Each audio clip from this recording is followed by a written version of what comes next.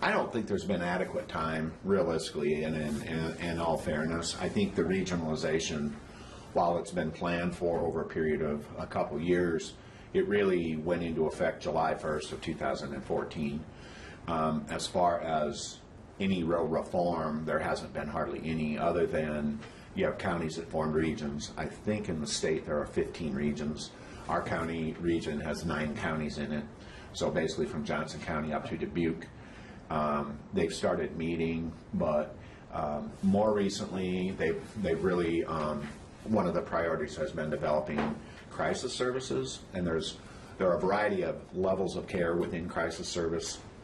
So a lower level would be like phone, crisis center phone opportunities, and we within our region have, I believe, 3 crisis centers. There's Foundation 2, which is the oldest one, I think, which has been here since 1970.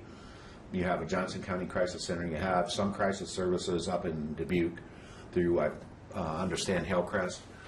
So the higher level of care then would be actual crisis stabilization beds, so that like somebody who otherwise might be taken to a place like here, St. Luke's Psychiatric Services, might be instead put in a crisis bed for a few days until things are better for them and they're more stable and they could safely be discharged. But they're really, within our region, if there have been new services developed since July 1, that would be news to me. I think that there's plans for new crisis services and more extensive crisis services, but to my knowledge, they don't exist yet. So then, I mean, is it misleading to say that that this care already exists, or I mean, are these plans realistic to eventually implement?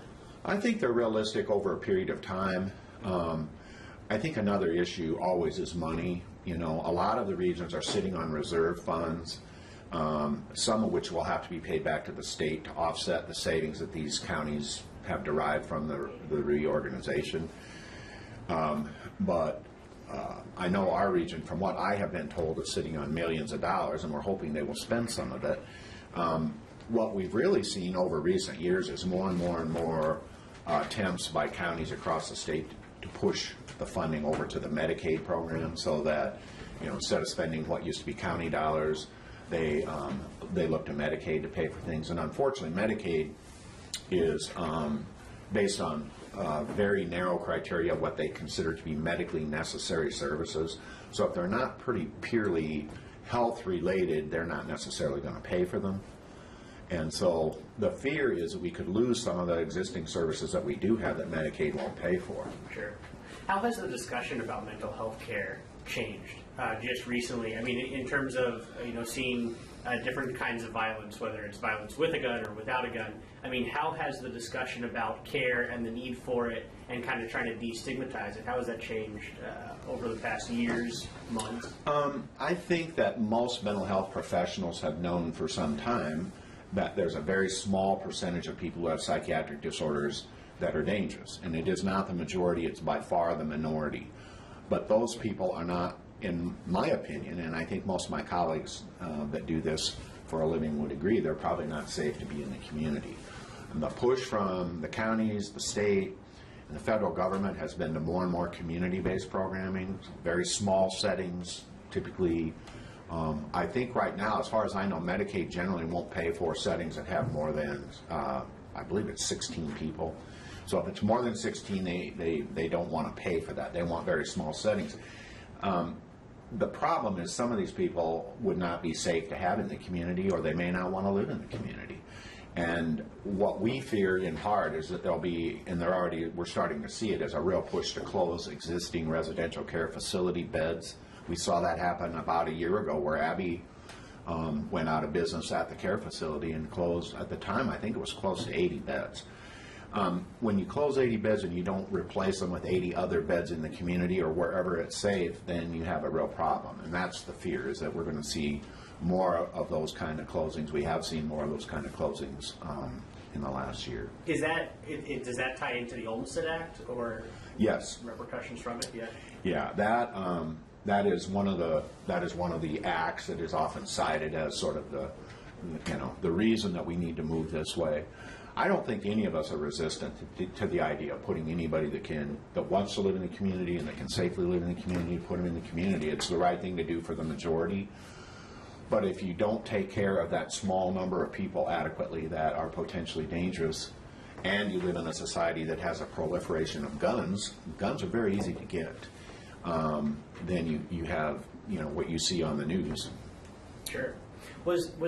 I've been hearing a lot of bad stuff about the Olmstead Act. Was it kind of a solution in terms of in search of a problem, or was there a push before the Olmstead Act to institutionalize people who probably shouldn't?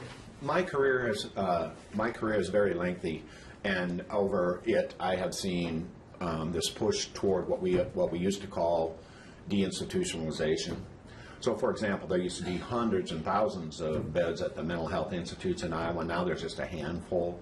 So, again, there's been this push to move people out of institutions into the community. And as I said, I think for most people that's a good thing. But you've got to be very careful that you do what's safe, for the people that live in the community already. Sure. So, what's the importance of mental health and getting the proper care to the right people who are dangerous to others before they become violent?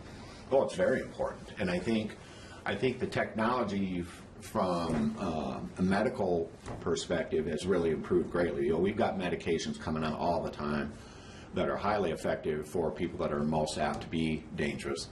One of the challenges is just to get them to take the medications and to stay on the medications. It's not psychotropic medications often are not like taking an antibiotic where you take it 10 days and you're good to go. And what happens is a lot of times people take these medications, they need to stay on them, and they feel like they're getting better, so they stop taking them. I'm better, so I don't need to keep taking it. And then once they stop taking it, then the cycle continues to revolve where they get sick again. So yeah, it's tremendously important. And we're in a country that has a real shortage of mental health professionals, psychiatrists in particular. Here in our region, we're probably better off than the majority of Iowa in that we've got some very large providers. It's my understanding that we have more psychiatric beds in this region, East Central Iowa region, than we have anywhere else in the state. And that's because we're very large. We run 72 beds. The university is right down the road. They're large. You have Mercy Medical Center here. You have Mercy in Iowa City. You've got some beds in some of the other counties, Butte.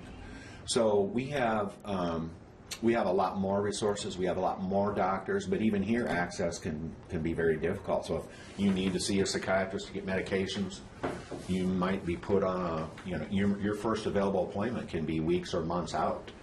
And we're working real hard here to build, at St. Luke's, to build our outpatient capacity so we don't have that problem. And we're recruiting doctors nonstop for years. It's something that I work on every day. And other people here work on it with me. But the idea is that, we want to recruit enough so we can give people access in a matter of a few days as opposed to a few months.